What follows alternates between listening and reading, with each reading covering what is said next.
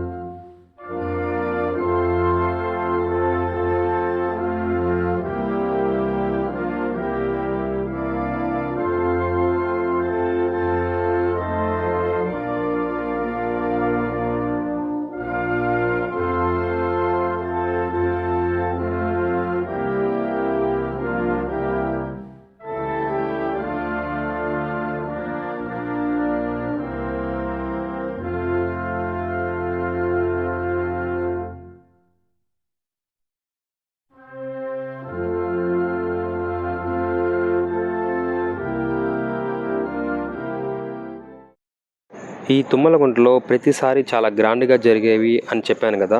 అందుకు గాను last year and అంతకుముందు ఉన్న ఇయర్ ఫోటోల్లో అయితే నా దగ్గర ఉన్నాయి.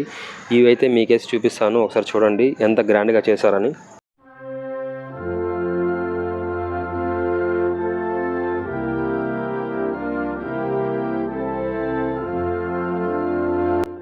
ఈ విగ్రహాన్ని అయితే పల్లి వీధిలో పెట్టారు. చాలా హైట్గా బాగా అనిపించింది ఈ విగ్రహం కూడా. ఇది కూడా హైదరాబాద్ నుంచి తెప్పించారంట. ట్రాన్స్పోర్టేషన్కి మొత్తం ఖర్చులు అంతా ₹1,00,000 దాకా అయిందంట. చూడడానికి లుక్ అయితే ముంబై స్టైల్లో ఉంది. గ్రాండ్ అండ్ డీసెంట్ లుక్తో ఉంది ఈ విగ్రహం అయితే. చాలా బాగా అనిపించింది. ఓవర్ వ్యూలో మీరు కూడా చూడండి ఎంత బాగా అనిపించిందో.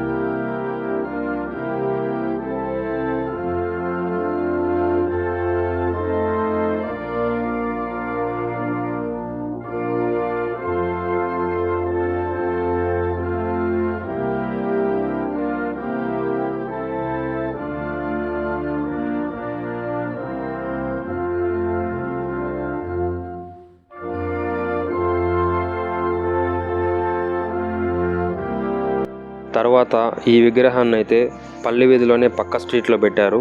టెంకాయ లోపల నుంచి వినాయకుడు వచ్చినట్టుంది, అందుకే పెట్టాను. తర్వాత ఈ విగ్రహం అయితే కేశవానిగుంటలో అయితే పెట్టారు. ఈ విగ్రహం బెంగళూరు నుంచి కొన్ని పార్ట్స్గా తీసుకెళ్ళి మదనపల్లిలో అయితే తయారు చేశారు. ఈ విగ్రహం దగ్గర నుంచి చూస్తుంటే చాలా బ్యూటిఫుల్గా అనిపించింది నాకైతే. డీటెయిలింగ్ అయితే చాలా బాగా అనిపించింది. ప్రతి సంవత్సరం వీళ్ళు బాగా పెడతారు. నెక్స్ట్ ఇయర్ ఏం పెడతారో చూడాలి. ఇప్పుడైతే ఈ విగ్రహాన్ని కొంచెం క్లోజ్గా ఓవర్ వ్యూ చూద్దాం మొత్తం.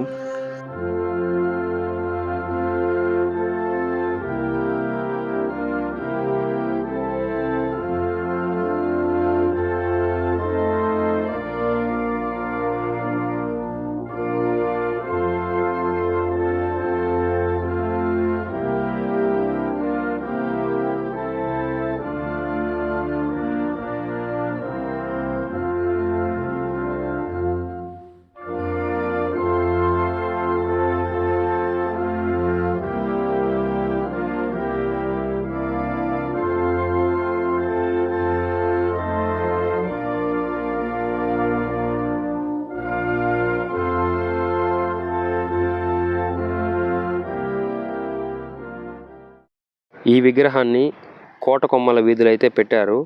ఈ విగ్రహం స్పెషాలిటీ ఏంటి అంటే పెయింటింగ్ డిజైన్ చాలా బాగా అనిపించింది. హైట్గా 3D లుక్లో అయితే ఉంది.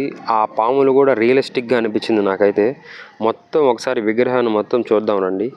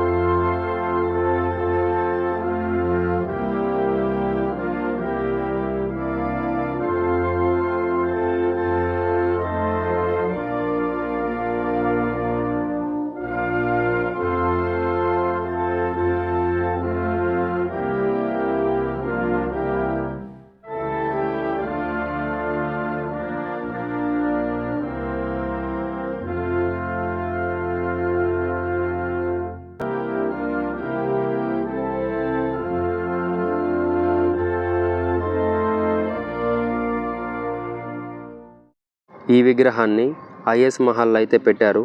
ఈ విగ్రహం యొక్క స్పెషాలిటీ ఏంటి అంటే దేవతలు రాక్షసులు అమృతం చిలికినట్టుగా ఒక యానిమేటెడ్ని డిజైన్ చేసి ఈ విగ్రహం అయితే తయారు చేశారు. అమృతం చిలికినట్టే కాదు, కళ్ళు ఓపెన్ అయ్యేలాగా మళ్ళీ క్లోజ్ అయ్యేలాగా కూడా డిజైన్ చేసి ఈ విగ్రహాన్ని అయితే మైసూర్ నుంచి తీసుకొచ్చారు. అప్రాక్సిమేట్లీ ఒక 1 lakh అయిందంట వీళ్ళకి. ట్రాన్స్పోర్టింగ్కి మొత్తం విగ్రహానికి మొత్తం కలిసి 1 lakh అయిందంట. ఈ విగ్రహం మొత్తం ఓవర్ వ్యూ చూద్దాం రండి.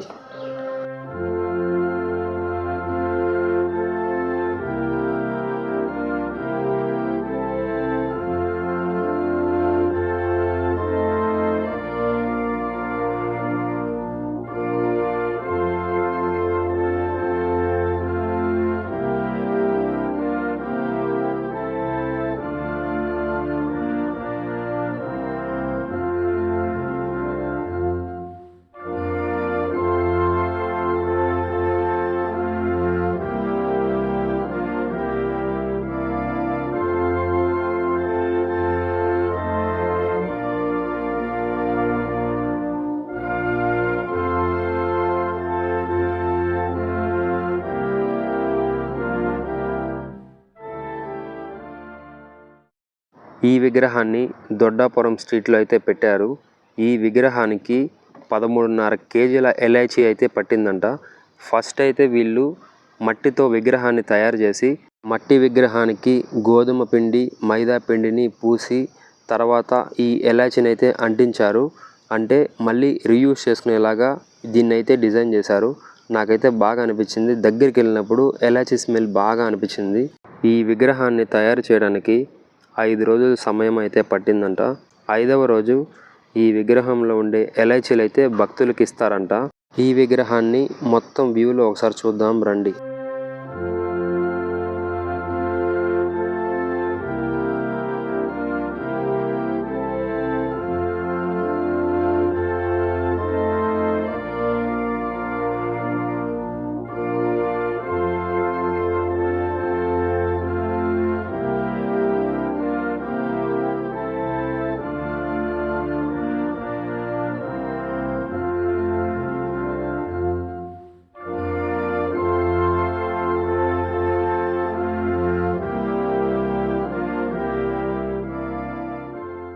ఈ విగ్రహాన్ని సున్నపు వీధిలో పెట్టారు.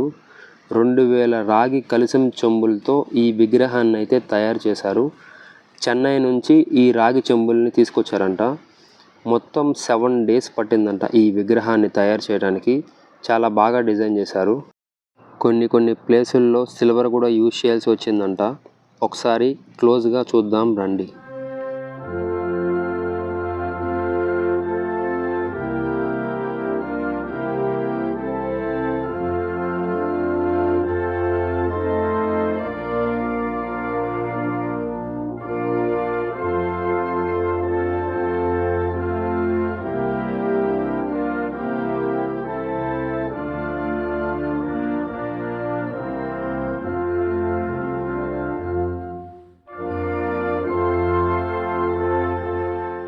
ఈ విగ్రహం మొత్తం జంగిల్ థీమ్లో అయితే ఉంటుంది. ఈ విగ్రహాన్ని తయారు చేయడానికి వీళ్ళకి 3 days అయితే పట్టింది. చాలా ఫాస్ట్గా అయితే రెడీ చేశారు ఈ విగ్రహాన్ని. జంగిల్ థీమ్లో ఉండే ఈ డెకరేషన్ని వీళ్ళు రెడీ చేయడానికి 3 days అయితే పట్టింది వీళ్ళకి టైము. స్టార్టింగ్లో అయితే చిన్న వినాయకుడు అయితే వస్తుంది. ఈ వినాయకుడిని మంచు కొండల్లో కప్పబడినట్టుగా డిజైన్ అయితే చేశారు. ఇంకా మన మెయిన్ విగ్రహం దగ్గరికి అయితే వెళ్దాం. ఈ విగ్రహం చూడడానికి సేమ్ అడవిలో ఒక లేక్లో వినాయకుడు వాహనంతో వెళ్ళినట్టయితే బాగా డిజైన్ చేశారు. యానిమల్స్ అండ్ చెట్లు అవన్నీ చూడడానికి కూడా సేమ్ జంగిల్ థీమ్ లాగే అనిపించింది. ఈ వాహనం కింద వాటర్ని పోసి రియలిస్టిక్గా అనిపించడానికి బాగా డిజైన్ చేశారు. దగ్గర నుంచి ఈ డిజైన్ మొత్తం చూసిన తర్వాత నాకు అనిపించింది 3 daysలో ఎలా చేశారా అని నేనే షాక్ అయ్యాను. ఇప్పుడైతే క్లోజ్ వ్యూలో మొత్తం చూద్దాం రండి.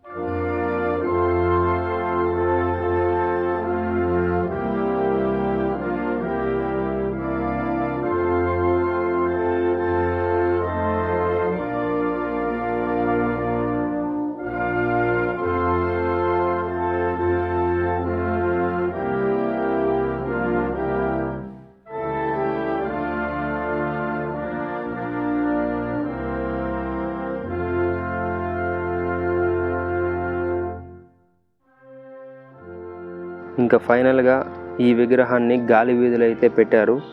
ఈ విగ్రహం చాలా క్యూట్గా బాల్ గణేష్ రూపంలో అయితే ఉంది. ఈ విగ్రహాన్ని మైసూరు నుంచి అయితే తెప్పించారంట. మీరు చూసిన విగ్రహాల్లో ఏ విగ్రహం నచ్చిందో కమెంట్ చేయండి. మూషికుడు చూడండి, స్పెట్స్ వేసుకొని ఎంత స్టైల్గా ఉన్నాడో. ఈ విగ్రహాన్ని కూడా క్లోజ్గా చూసేద్దాం రండి.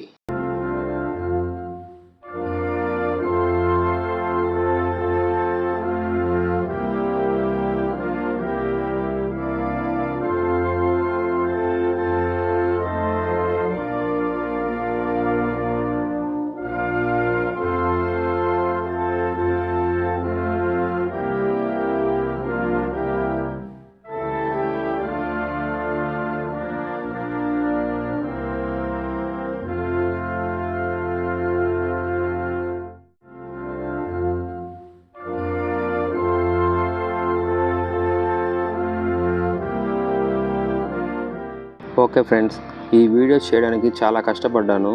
ఈ వీడియోస్ని సపోర్ట్ చేస్తూ జస్ట్ మీరు ఒక లైక్ చేయండి.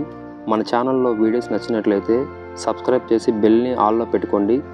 ఓకే ఫ్రెండ్స్, నెక్స్ట్ వీడియోలో కలుద్దాం. బాయ్.